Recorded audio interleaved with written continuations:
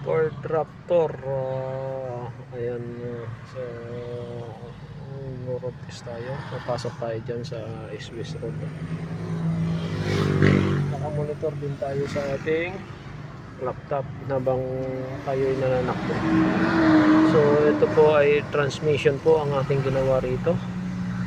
Siyempre prinoprogram po natin to bago po natin to patakbuhin, and then ngayon monitoring na lang po kami sa system kung tama yung accurate yung binabato ng mga electronics nya.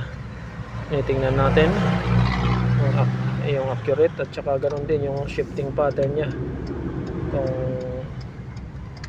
accurate din yung bitaw ng bawat lipat ng gear. Ito ay 10 speed automatic transmission, so bawat lipat nya kung accurate yung pressure. Ayan. So ganyan, ayan. So dito monitor natin. Traffic po tayo ngayon. Ito po ay araw po ng Sabado, December ano ngayon, December 14. Malapit na simbang gabi. 14 na po, 14 na.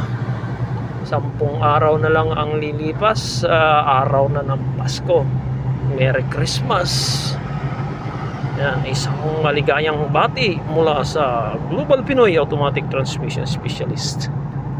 Ayan po tayo, anak po tayo. Ford Raptor.